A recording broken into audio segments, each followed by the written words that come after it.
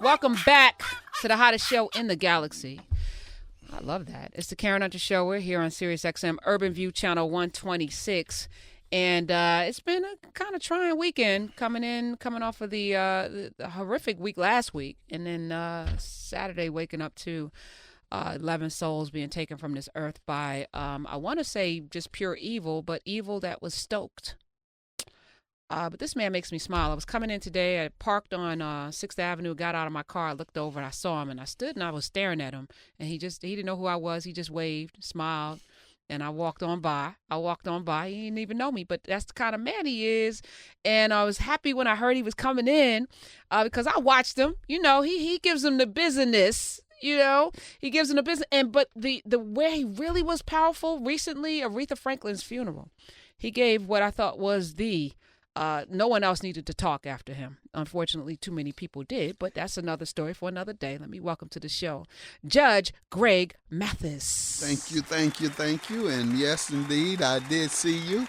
And when I finished my hot dog, I got up. I said, where are those ladies? I was going to take a picture. Offer a picture. I always offer pictures. It's very people. Nice. I was like, look at this, Judge. I'm not even going to bother him. You sitting chatting with a gentleman. I was like, okay, all right. I was going to go up to you and say, I'll see you later on the show and introduce myself, but you were engrossed and you just looked up and said hello, and I appreciated that because that says something about your character. Thank you. You know, when you came in, you wanted to make sure you spoke to everyone. We live in some very volatile, strange, uncivilized times, Yep. and just the kindness of a smile and a hello is sometimes all that somebody needs to get through their day. So. I got to do it somewhere because I don't do it much on television. When they disrespect me, I have to go in on them.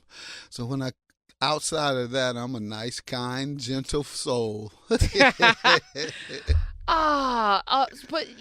the bench, being on the bench, doing that, and where we are right now, there's a lot of bleed over, right? Are you seeing more hostility even in? Absolutely, I see the division. I see, quite frankly, I see the white supremacy. And I check it time I see it. It's almost as if I enjoy them coming on so I can whip them up a little bit, particularly in exchanging intelligence or doing an exchange that requires intelligence, and certainly by white supremacy is by definition ignorance. So ignorance meets, I hope I'm a little intelligent on there. Let's talk about that because, you know, there are narratives about us, you know, 400 years worth of narratives about who we are. I say, like, black people are the chapstick of the world. You know, we smooth over the cracks. We know how to make chitlins into a delicacy. It's like it's what we do, right? So when I think about your upbringing and your trials as a young man, if you were, you know, a statistic, we wouldn't be sitting here talking to you right now because you'd have been swept up, but it didn't happen. But you did follow a path that so many young people do. And let me say, and my ability to overcome that, and we'll get into that, is really based on us as a people. And you made reference to it, and I put it as we are the greatest people in the history of civilization, because no group of people have come so far in such a short time as any other group. We just exited slavery a little over 100 or so years ago, and then we were dealt with the lack of the right to vote.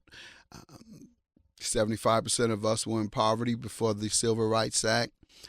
We only had less than 1,000 elected officials prior to the Voting Rights Act, and it was those two pieces of legislation allowed us to enter in the mainstream economic flow, still unfortunately impoverished in many of our communities. And then secondly, that right to vote led to us to the presidency, and there's no group of people in history who has ever done that.